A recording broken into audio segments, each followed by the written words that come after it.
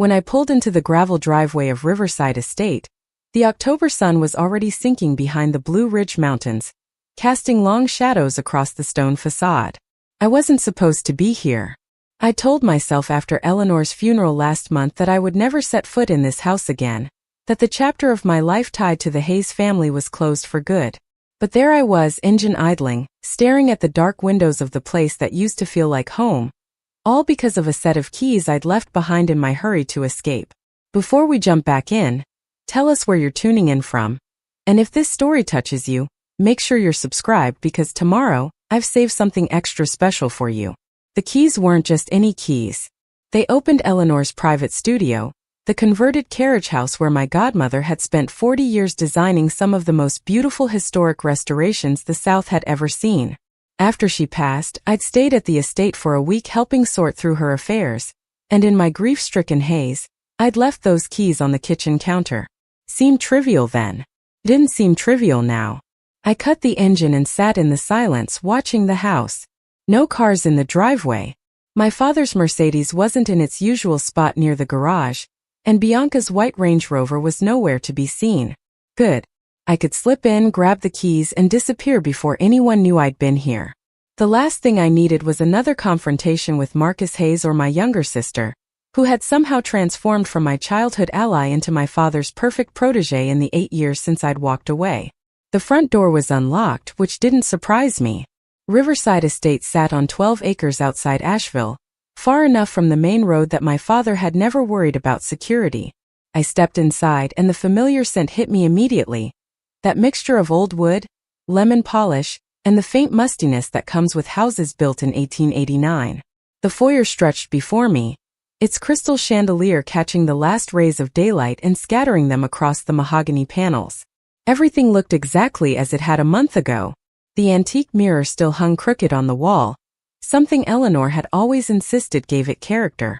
The umbrella stand still overflowed with walking sticks my father collected but never used. Even the stack of mail on the side table looked untouched, as if time had simply stopped moving forward in this house. I moved quickly through the foyer toward the kitchen, my footsteps muffled by the Persian runner that stretched down the hallway. The keys should still be right where I'd left them, on the granite counter near the coffee maker. I could be in and out in 2 minutes. Back to my apartment in downtown Asheville, back to my life as a freelance restoration consultant, back to the careful existence I'd built far away from Hayes Architectural Group and everything it represented. But when I reached the kitchen doorway I froze. Voices drifted down from upstairs, muffled but unmistakable. My father's deep baritone, steady and controlled the way it always was when he was conducting business. And Bianca's lighter tone, eager and sharp, like she was trying to prove something. They were in the upstairs study, Eleanor's favorite room, the one with floor-to-ceiling windows overlooking the valley. My first instinct was to grab the keys and leave before they realized I was here. The keys sat exactly where I remembered. A small brass ring with 3 identical cuts, glinting under the pendant lights above the kitchen island. I reached for them, my fingers closing around the cool metal, ready to retreat. Then I heard Eleanor's name, and my hand stopped moving. My father's voice carried clearly now through the old house's heating vents, the same vents that used to carry whispered conversations throughout the estate when I was a child. He was talking about the Eleanor Hayes Memorial Trust, the fund my godmother had established to preserve historic properties throughout western North Carolina. I'd helped her set it up 5 years ago, back when we'd still believed the family could honor her vision. I should have left. Everything rational in my mind screamed at me to walk out that door and drive away. But something deeper, something that sounded like Eleanor's voice in my memory, told me to stay, to listen, to know what they were planning. I moved to the base of the stairs, my heart hammering so hard I could feel it in my throat. The voices grew clearer with each step I took upward, until I stood in the upstairs hallway, just out of sight from the study's open door, holding my breath like I was 16 again, eavesdropping on my parents' arguments about my future. My father was speaking, his tone measured and businesslike, the same voice he used in boardroom presentations. The Memorial Trust currently holds 18 properties across 4 counties. Most of them are barely breaking even on rental income. The maintenance costs alone are eating through the principal at an unsustainable rate. Eleanor was brilliant at design, but she never understood the financial realities of property management. I felt my jaw tighten. Eleanor had understood perfectly. She'd structured the trust specifically to prioritize preservation over profit, something my father had fought her on for years. The whole point was that these buildings, these pieces of history, deserved protection even if they didn't generate maximum returns. That was why she put specific language in the trust documents preventing liquidation for commercial development. Bianca's voice chimed in, bright with manufactured enthusiasm. The Riverside Commons project would be perfect for the old textile mill property. We've already got developers interested in luxury condos, high-end retail on the ground floor. The location is ideal, right on the French Broad River. We could triple the trust value in 18 months. My stomach dropped. The textile mill. Eleanor had spent 3 years restoring that building, a red brick beauty from 1902 that still had its original wooden floors and iron beam ceiling. She'd converted it into affordable artist studios, exactly the kind of project that made her light up when she talked about it. The trust was supposed to protect it in perpetuity. That was the entire point. I pressed myself against the hallway wall, barely breathing as my father continued. The trust documents are the only obstacle. Eleanor's preservation clause is ironclad as written, but there's a provision for modification if circumstances change substantially. We'd need to prove financial hardship, demonstrate that the trust's mission can't be fulfilled without restructuring. Can we prove that? Bianca asked. Her voice had an edge to it now, hungry and calculating. With the right accounting presentation, yes. The operational deficits are real enough. We just need to frame them correctly. Once we get court approval to modify the terms, we can begin strategic divestment. The textile mill first. Then the warehouse district properties. We're looking at $7 million in potential revenue, conservatively. $7 million that should be preserving history, not funding luxury condos. I felt something cold settle in my chest, a familiar sensation I hadn't experienced since the day I'd walked out of Hayes Architectural Group 8 years ago. It was the feeling of watching my family choose profit over principle, watching them betray everything they claimed to value. What about Victoria? Bianca's question cut through my thoughts like a blade. She was named as a co-trustee in the original documents. Won't she contest this? My father's laugh was bitter. Victoria made her choice when she left the firm. She has no legal standing to challenge trust modifications as long as we follow proper procedures. Besides, she's been completely absent from trust administration for years. Any judge would side with the active trustees who've been managing the properties. She might fight us anyway. You know how she gets about Eleanor's legacy. Let her try. My father's voice hardened. She walked away from this family, walked away from the business Eleanor and I built together. She doesn't get to waltz back in now and lecture us about responsibility.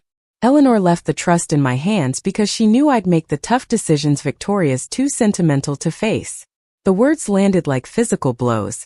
Eleanor had left the trust in his hands because she believed he would honor her wishes, because family loyalty had meant something to her even when it cost her.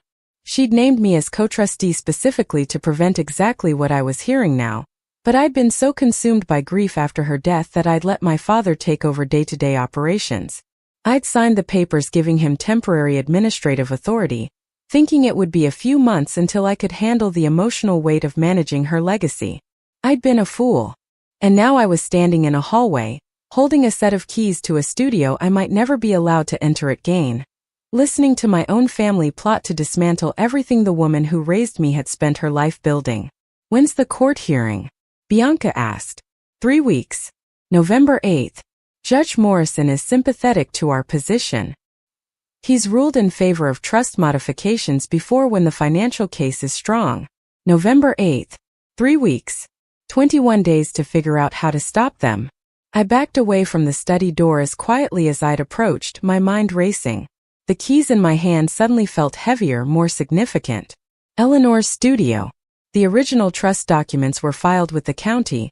Preparing and narrating this story took us a lot of time, so if you are enjoying it, subscribe to our channel. It means a lot to us. Now back to the story.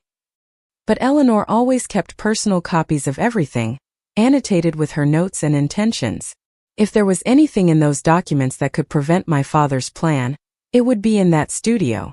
I made it down the stairs without breathing, across the foyer without thinking, out the front door into the cooling evening air. My hands shook as I unlocked my car, as I started the engine, as I drove down the gravel driveway away from Riverside Estate. But I wasn't shaking from fear. I was shaking from something else entirely. Something that felt like purpose crystallizing after years of drift. I come back for keys. I'd found something much more valuable and much more dangerous. I'd found the truth about what my family had become in my absence. And somewhere in the back of my mind, I could hear Eleanor's voice, steady and certain the way it had been on her deathbed when she'd gripped my hand and whispered, "Promise me you'll remember what matters, Victoria. Promise me you won't let them forget." I hadn't understood what she meant then. I was beginning to understand now. My name is Victoria Hayes, and this is the story of how I went back for something I'd lost, and discovered something I couldn't afford to lose. This is the story of how a forgotten set of keys unlocked a betrayal I never saw coming. And this is the story of how I learned that sometimes the greatest battles we fight aren't against strangers or enemies, but against the people who taught us what family was supposed to mean. The drive back to my apartment should have taken 20 minutes. I made it in 12, the mountain roads blurring past as my mind worked through what I'd heard. My father and Bianca were planning to gut Eleanor's trust, to transform her life's work into a real estate portfolio. They had 3 weeks until a court hearing that could give them legal authority to do it. And they assumed I was too disconnected, too absent, too sentimental to stop them. They were wrong about that last part. I wasn't too sentimental. I was angry. And anger, I was learning, was far more useful than sentiment. I parked in the covered garage beneath my building and sat in the darkness, the keys still clutched in my hand. Eleanor's studio. I needed to get inside that carriage house and find her personal files. But I couldn't just walk onto the estate in broad daylight. Not now that I knew what was happening. My father would have the locks changed the moment he realized I was involved. I had one chance to access whatever Eleanor had left behind, and I needed to do it before anyone knew I was looking. My phone buzzed in my pocket. A text from my best friend Rachel, the one person who'd stood by me through the ugliness of leaving Hayes Architectural Group. "Dinner tonight? You've been weird all week." I typed back quickly. "Can't tonight." Something came up. "Tomorrow?" 3 dots appeared, then disappeared, then appeared again. "You okay?" I stared at the screen at those 2 simple words that contained so much concern. No, I wasn't okay. I hadn't been okay since Eleanor died, since I'd stood at her graveside and watched my father give a eulogy about legacy and responsibility while planning to betray every principle she'd stood for. But I couldn't explain that over text, couldn't unpack the weight of what I'd overheard in a casual conversation. "Fine," I typed. "Just dealing with some estate stuff. Talk tomorrow." The lie tasted bitter, but it was necessary. The fewer people who knew what I was planning, the safer everyone would be. Because I was planning something now, even if I didn't quite know what yet. I was planning to fight back. I was planning to honor the promise I'd made to Eleanor, the one I'd almost forgotten in my grief and distance. I climbed the stairs to my 3rd-floor apartment, the keys digging into my palm. Inside, the space felt smaller than usual, the exposed brick walls and industrial windows that usually charmed me now seeming confining. I dropped my bag on the kitchen counter and stood in the center of the room, trying to think clearly through the adrenaline still flooding my system. Eleanor's studio. I needed to get inside tonight, before my father or Bianca had any reason to suspect I'd been at the estate. It was risky, but waiting was riskier. Every day that passed was a day closer to that court hearing, a day closer to losing any chance of stopping them. I changed into dark jeans and a black sweater. Practical clothes that wouldn't show dirt or catch light. Then I stood in front of the mirror in my bedroom and stared at my reflection. Victoria Hayes, 34 years old, freelance restoration consultant, estranged daughter, forgotten co-trustee. The woman staring back at me looked tired, her dark hair pulled into a messy knot, shadows under her green eyes that spoke of too many sleepless nights since the funeral. But there was something else there too, something I hadn't seen in years. Determination. The same fierce resolve that had carried me through architecture school, through the early years at Hayes Architectural Group when I'd had to prove myself twice as hard because I was the boss's daughter. The same strength that had let me walk away when I realized staying meant compromising everything I believed in. I'd let that strength atrophy in the years since, let myself become smaller and quieter, building a modest consulting practice that kept me comfortable but never challenged. I told myself I was choosing peace over conflict, independence over family drama. But maybe I'd just been choosing surrender. Not anymore. Eleanor deserved better than that. Her legacy deserved better. And somewhere deep down in a place I tried to ignore, I deserved better too. I grabbed my keys, both sets now, and headed back down to my car. The studio was waiting. Whatever secrets Eleanor had left behind, whatever ammunition I needed to fight this battle, it was time to find it. Because my father was right about one thing. I had walked away from this family. But he was wrong if he thought that meant I'd stop caring about what they destroyed. The carriage house sat at the far edge of the Riverside estate property, separated from the main house by a grove of old magnolia trees that Eleanor had refused to let anyone trim. She used to say the wild branches reminded her that not everything needed to be controlled or perfected, that sometimes beauty lived in the untamed spaces. I'd always loved that about her, the way she saw poetry in things other people wanted to fix. Now, standing in the darkness with only the moon filtering through those gnarled branches, I understood she'd been teaching me something I hadn't been ready to learn. The carriage house loomed before me, its stone walls silvered by moonlight, windows dark and watching. I'd parked my car a quarter-mile down the road and walked through the woods to avoid the main driveway. My phone flashlight turned off, moving by memory and instinct through terrain I'd explored 1,000 times as a child. The brass key slid into the lock with a soft click that seemed to echo across the silent property. My hands were steadier than I expected as I turned it, feeling the old mechanism give way. Eleanor had restored this building herself back in the 90s, converting it from a literal carriage house into her private sanctuary. 2 stories of exposed beam ceilings, original pine floors, and walls lined with drafting tables, bookshelves, and filing cabinets that held 4 decades of architectural history. I slipped inside and closed the door behind me, waiting for my eyes to adjust to the deeper darkness. The space smelled like Eleanor, that distinctive combination of drafting paper, lavender sachets, and the specific brand of tea she'd drunk every afternoon at 3 o'clock. For a moment the grief hit me so hard I had to lean against the door, remembering all the hours I'd spent here as a girl, watching her work, learning to see buildings not just as structures but as stories written in brick and timber. She'd been more than my godmother. She'd been the mother my own had never quite managed to be.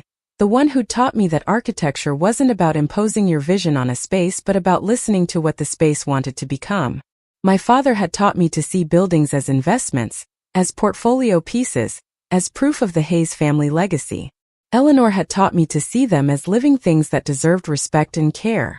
I moved deeper into the studio, using my phone's flashlight now that I was safely hidden from any potential observers. The beam caught dust motes floating in the air, illuminated the familiar chaos of Eleanor's workspace. Her drafting table still held her last project, a restoration proposal for a Victorian house on Montfort Avenue. Her reading glasses sat folded on top of a stack of preservation journals. Her favorite mechanical pencil, the one she'd used for 30 years, rested in a ceramic holder I'd made for her in high school art class. Everything waiting for her to return. Everything frozen in the moment she'd last walked out of this building, 2 months before the stroke that would eventually kill her. I forced myself to focus. The filing cabinets. Eleanor had kept meticulous records of every project, every trust decision, every significant conversation about her work. If there was evidence of what she'd truly intended for the Memorial Trust, documentation that could challenge my father's interpretation, it would be here. I started with the cabinet labeled Trust Documents, pulling open drawers that stuck slightly from disuse. The files were organized chronologically, Eleanor's neat handwriting labeling each folder.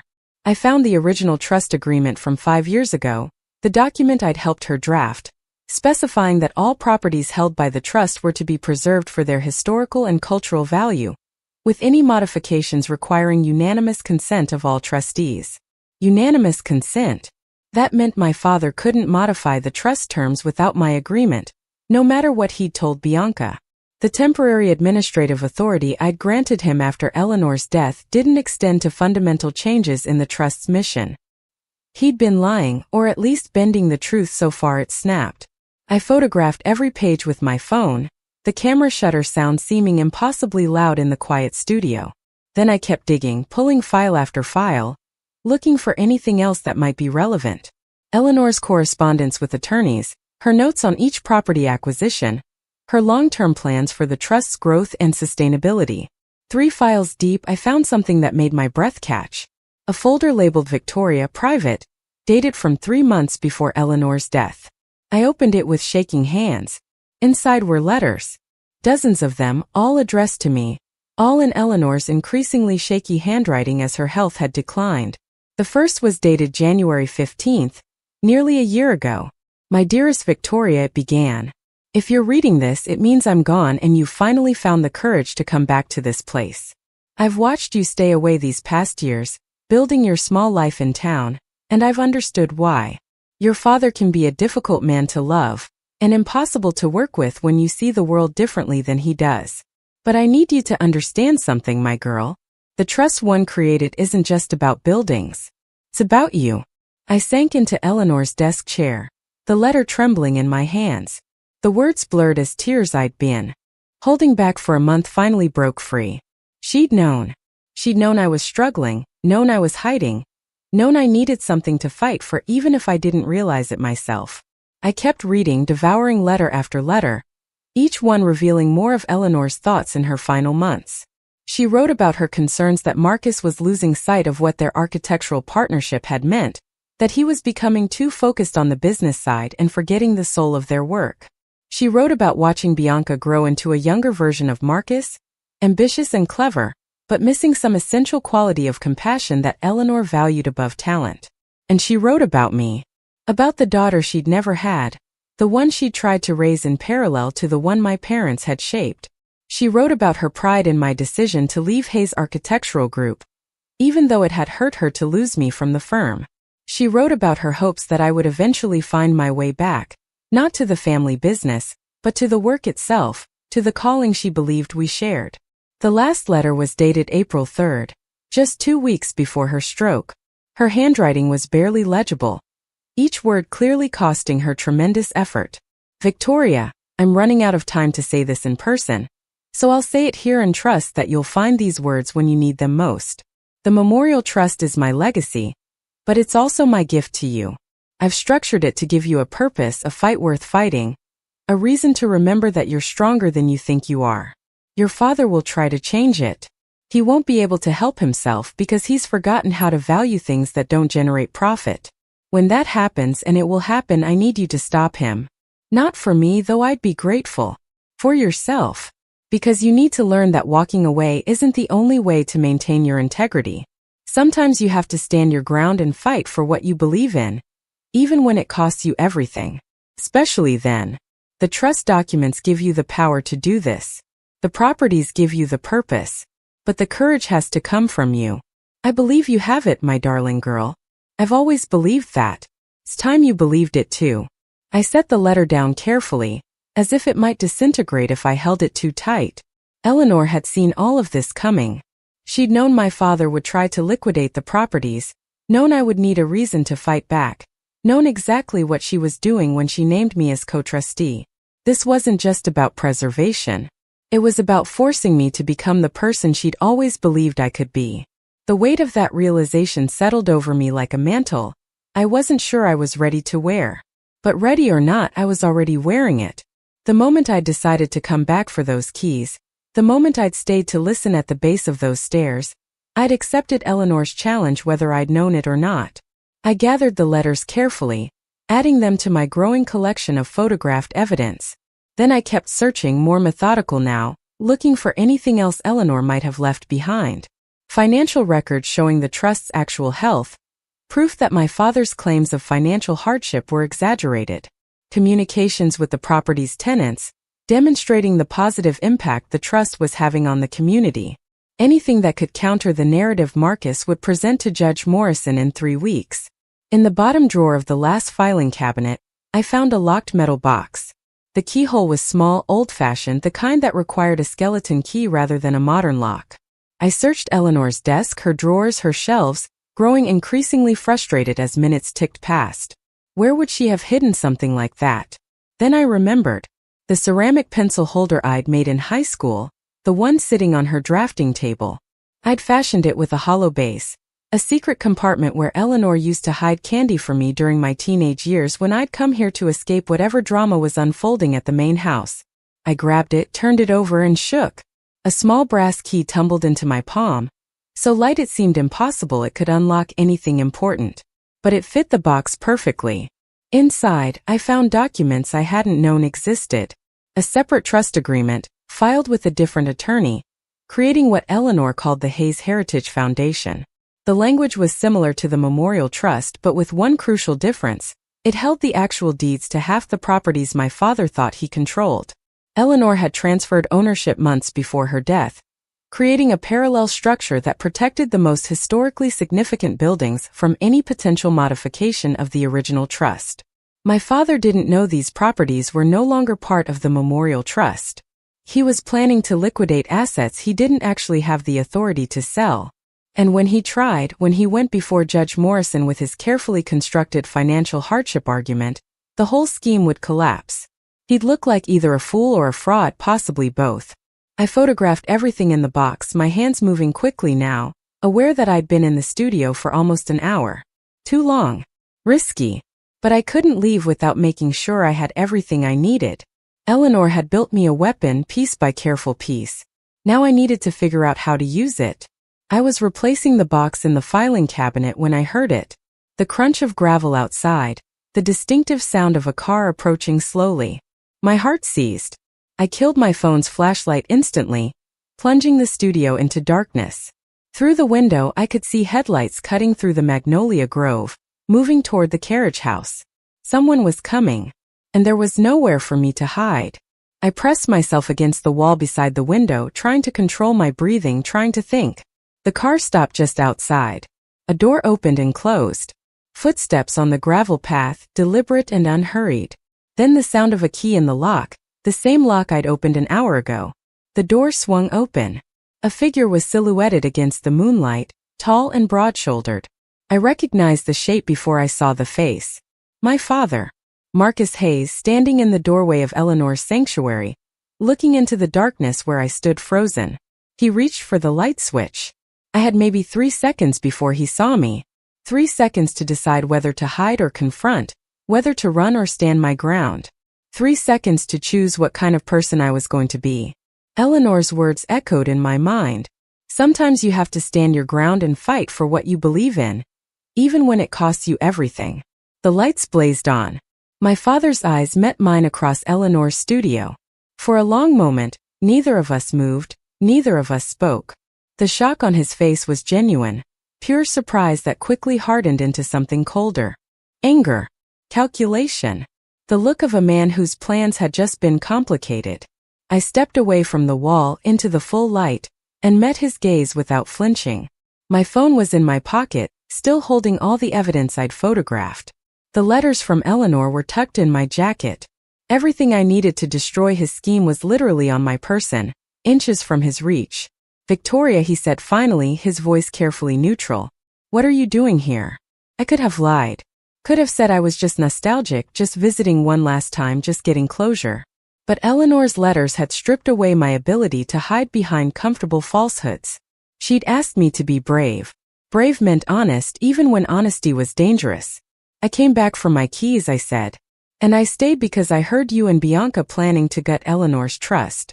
I stood frozen at that door, listening to you plot to betray everything she built. The words hung in the air between us, sharp and irreversible. I'd shown my hand. Whatever happened next, there was no going back to pretending I didn't know, no returning to the careful distance I'd maintained for 8 years. My father's expression didn't change, but something shifted in his eyes. A reassessment, a recalculation of exactly who I was and what I was capable of. He stepped fully into the studio and closed the door behind him, shutting out the night and any possibility of escape. Then I suppose he said quietly, we need to talk. The air in Eleanor's studio felt suddenly thin, as if all the oxygen had been consumed by the tension stretching between us. My father moved further into the space, his footsteps deliberate on the old pine floors, each one echoing in the high-ceilinged room. He was dressed in what I thought of as his evening casual, expensive jeans and a cashmere sweater, the uniform of old money trying to look approachable. But there was nothing approachable about the way he was looking at me now. His eyes calculating and cold. I held my ground near the filing cabinets, acutely aware of everything I just discovered. Everything I now knew that he didn't realize I knew. The Heritage Foundation documents. Eleanor's letters. The proof that half his liquidation plan was built on property he couldn't actually touch. But I couldn't reveal any of that yet, couldn't show him the full extent of what I'd uncovered. Information was power, and I needed every advantage I could gather. You've been avoiding the estate since the funeral, he said, not quite a question. Why come back now? Why tonight? I already told you. I left my keys. He glanced at Eleanor's drafting table, at the chaos of her unfinished work, then back at me. His expression was unreadable. You could have called. Asked Bianca to mail them. Instead you broke in after dark like a thief. I didn't break in. These are my keys. Eleanor gave them to me. I have every right to be here. Do you? His voice carried an edge now sharp enough to cut. You've been absent for 8 years, Victoria. You walked away from this family, from the business Eleanor and I built together, from every responsibility you were born into. You don't get to suddenly decide you have rights here. The words should have hurt. A year ago they would have. But something had shifted in me since standing at the base of those stairs, since reading Eleanor's letters, since understanding that my absence hadn't been peace, it had been surrender. I'd let my father define the terms of my leaving, let him shape the narrative that painted me as the ungrateful daughter who'd abandoned her family. I'd accepted that story because it was easier than fighting it. I wasn't going to accept it anymore. Eleanor built the memorial trust specifically to preserve historic properties, I said, keeping my voice level. She created detailed provisions to prevent exactly what you're planning. Liquidating those properties for commercial development isn't tough decision-making, Dad. It's betrayal. His jaw tightened. You know nothing about what I'm planning. I know enough. The textile mill, the warehouse district properties, $7 million in potential revenue from gutting Eleanor's life work. I know you're going before Judge Morrison in 3 weeks to get court approval for trust modifications based on manufactured financial hardship. I know you think I'm too disconnected to stop you. Something flickered across his face, surprise mixed with anger. You were eavesdropping. At the house.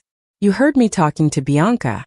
I came back for my keys and I heard my family plotting to destroy everything Eleanor believed in. Yes, I eavesdropped.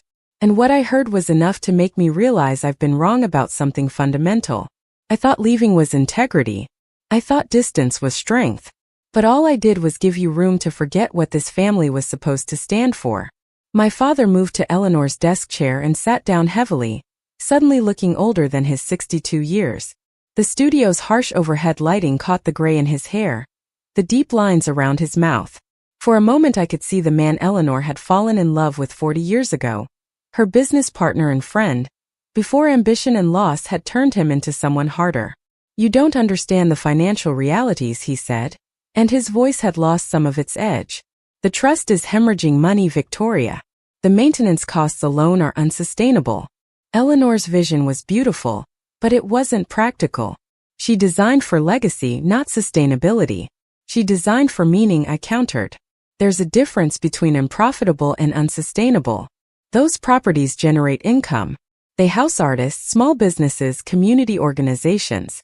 They contribute something valuable that can't be measured in quarterly returns. Valuable doesn't pay contractors. It doesn't cover property taxes or insurance premiums, or the cost of historically appropriate materials when something needs repair. Eleanor understood aesthetics. She never understood business.